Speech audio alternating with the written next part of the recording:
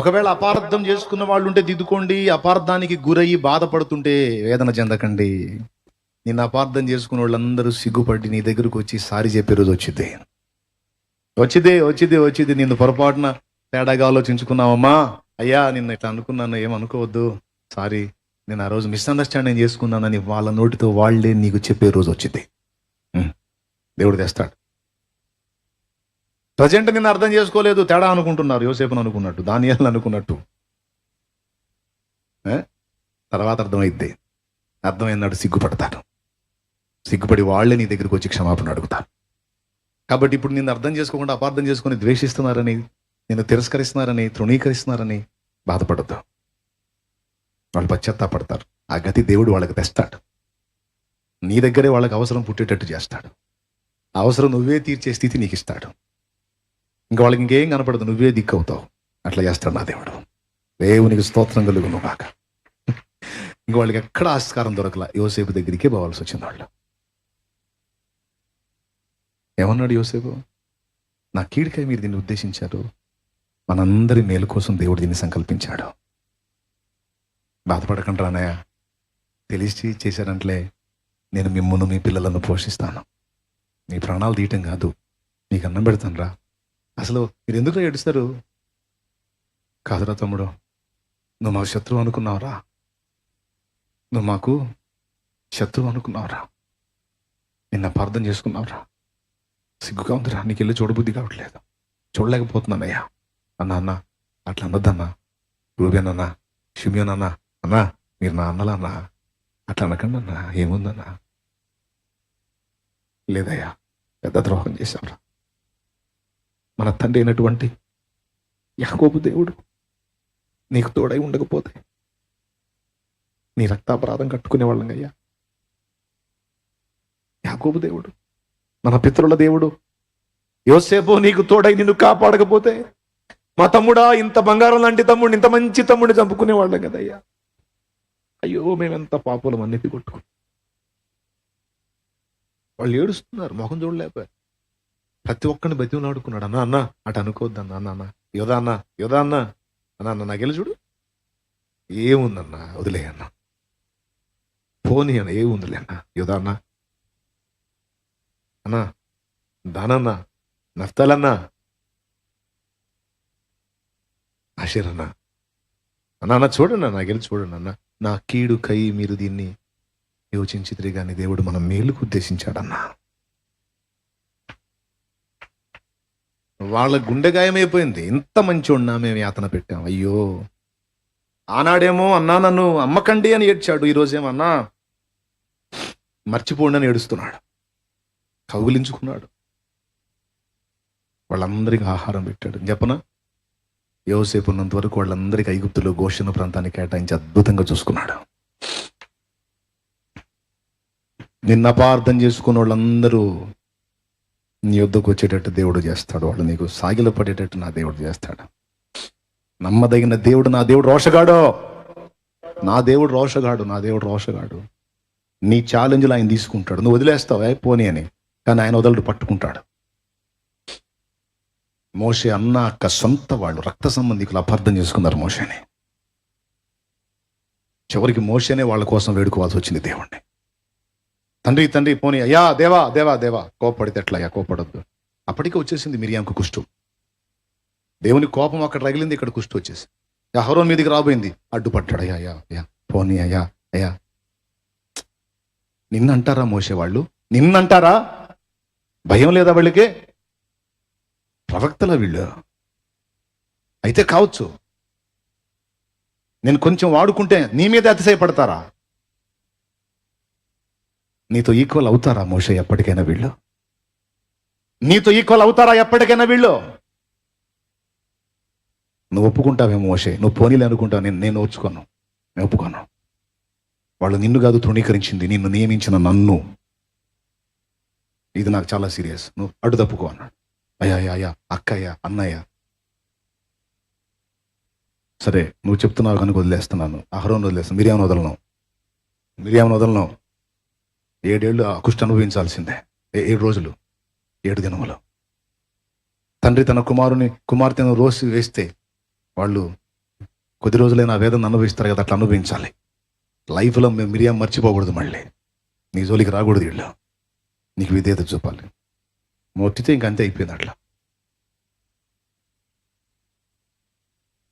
చివరికి ప్రజలలో మోషేని అరడి పరిస్తే, వాళ్ళు ప్రజలలో మోషేని అరడి పరిస్తే సొంతోళ్ళేనండి, రక్త సంబంధికులే అప్పచెప్పారు సమాజంలో తమ్ముడినే.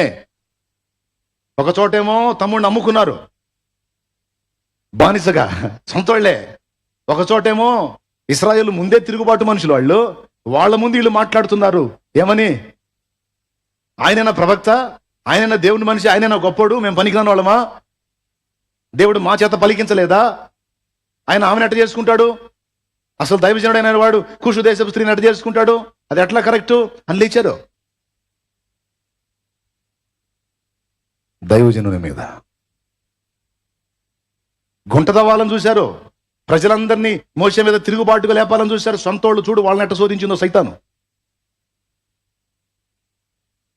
సంఖ్యాకాండం 12 ఇంటికి పోయి చూసుకోండి, ఉంటుంది ఈ మ్యాటరు.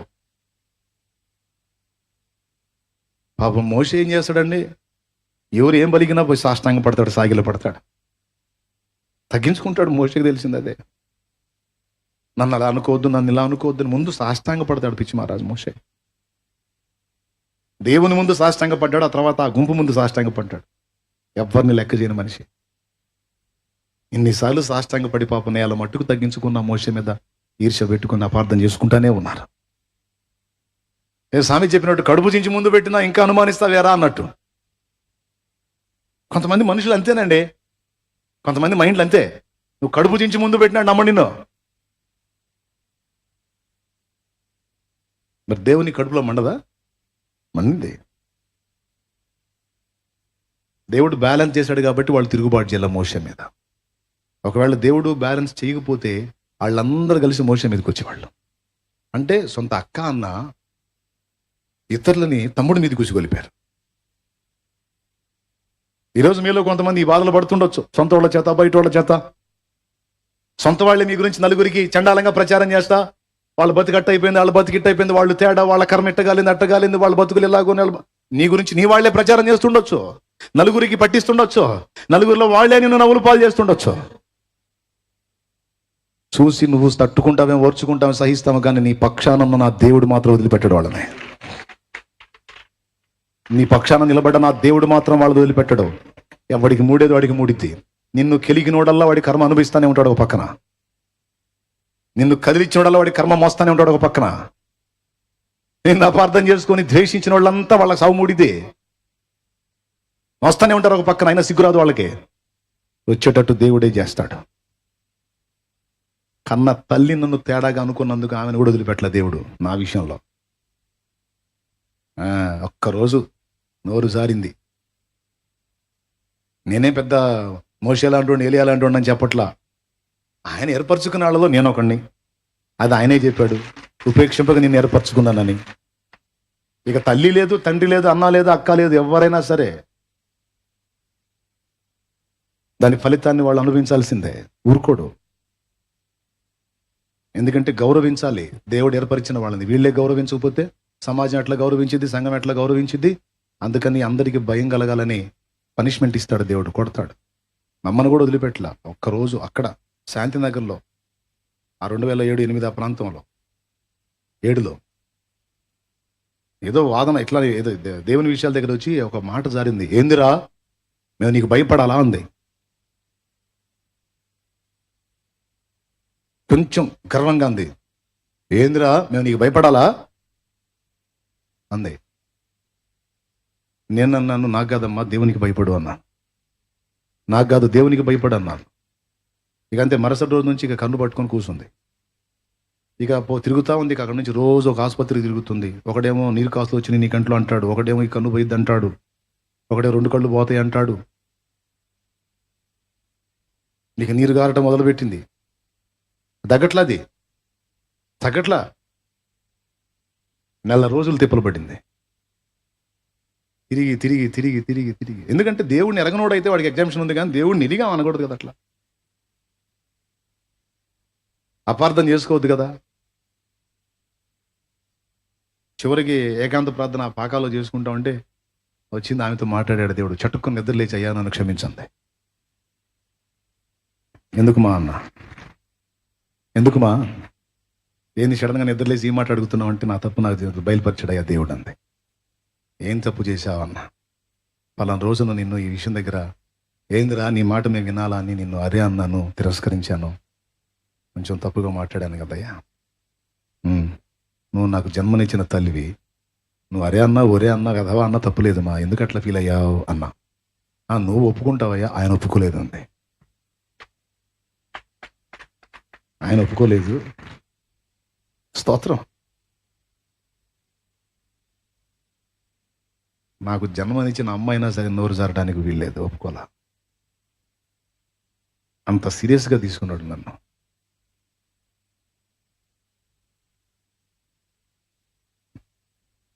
నన్ను అన్నందుకే నీకు అలా వచ్చిందని ఎలా తెలుసు నీకు? ఏమో వయసును బట్టి నీకు ఆ సమస్య వచ్చి ఉండొచ్చు అంటే, కాదయ్యా కాదు, దేవుడు ఇప్పుడు నాతో మాట్లాడాడు, అందుకే నేను లేచి నేను క్షమాపణ అడుగుతున్నాను. సరే, నన్ను బట్టి ఆ సమస్య దేవుడు కోపంతో నీకు అనుమతిస్తే ఇప్పుడే యేసు నామములో తొలగిపోవును గాక అని చేయించా. అంతే, అప్పటికిప్పటికి ఇంకా లేదు. నా దేవునికే మహిమ కలుగును గాక. హల్లెలూయా. ఇంకా మళ్ళీ ఆసుపత్రికి పోయిన పరిస్థితి రాలా ఆమెకి. ఎంత నమ్మదగిన దేవుడో చూడు, మా దేవుడు ఎంత పట్టించుకుంటాడో చూడు. అటేం బాధపడదు, కలత చెందదు. అపార్థం చేసుకున్న వాళ్ళు నిన్ను అర్థం చేసుకునే రోజు వచ్చింది. వచ్చింది, ఆ రోజు వచ్చింది. మీరు అపార్థం చేసుకోవద్దు ఎదుటోళ్ళని, దేవుడిని అపార్థం చేసుకోవద్దు, భక్తులను అపార్థం చేసుకోవద్దు. బాధలు అనుమతించాడా? అవును, నీ విశ్వాసాన్ని టెస్ట్ చేస్తున్నాడేమో. పాము కదిలినంత వరకు కొడతానే ఉంటాంగా. దెబ్బ పడొద్దంటే పాము ఏం చేయాలి? చచ్చిపోవటం ఒక్కటే మార్గం. అందులో జీవం ఉన్నంత వరకు కొడతానే ఉంటాం. మనం వదిలిపెట్టిన పిల్లలు వదిలిపెట్టి రాళ్ళు వేస్తానే ఉంటారు. గోడకి ప్లాస్టింగ్ చేయాలనుకున్న పాత గోడకి మెతకున్నంత వరకు దులిపేస్తాంగా. చెప్పరేమండి, మెతకు దొరికినంత వరకు వీకేస్తాం కదా. గట్టిగా ఉన్నదాన్ని నిలబెట్టి దాని మీద సిమెంట్ పూత పోస్తాం. మెత్తకున్న కాడికి లాగేస్తాంగా. కాలికి గాయమైంది, ఎక్కడ ఎక్కడ కుళ్ళుడు అక్కడే ఉంచేసి డాక్టర్ వైద్యం చేస్తాడా? కత్తి తీసుకొని మొత్తం పక్క నుంచి చివి చివి చివి చివి చివి, నువ్వు కుయ్యో అనలేదు, మొర్రో అనలేదు, అయిపోయింది అంటేనే మెతకంతా లాగేస్తాడు. క్లీన్ చేసి మొత్తం కడిగి అప్పుడు దానిలో మందేసి కట్టు కడతాడు. అంతేగాని సగం మెతక అక్కడే పెట్టి కట్టు కడతాడా? ఇంకా అది ఉళ్ళిపోయింది. అలాగ మనలో కొంత మెతకు ఉంటుంది, కొన్ని విషయాలలో చంచల బుద్ధి ఉంటుంది, అస్థిరం ఉంటుంది, నమ్మకత్వం లేని స్థితి ఉంటుంది, అయితే అటు లేకపోతే ఇటు అనే దూకే నేచర్ ఉంటుంది. ఆ దరిద్రం మనలో కనబడినంత వరకు మనకి కోటింగ్ పడతానే ఉంటుంది. అసలు ఆ మెతక రానియకుండా ఇక ఏమన్నా చేయి, ఈ ఊపిరి ఉన్నంత వరకు ఈ ప్రాణం నీతో పోవాల్సిందే. ఎన్ని బాధలైనా, ఇరుకులైనా, ఇబ్బందులైనా, చావైనా, మేలైనా, కీడైనా, ఏదైనా సరే, బ్రతుకైనా, చావైనా, మేలైనా, కీడైనా, ఏదైనా నిన్ను వదలను. చావైనా, బ్రతుకైనా, మేలైనా, కీడై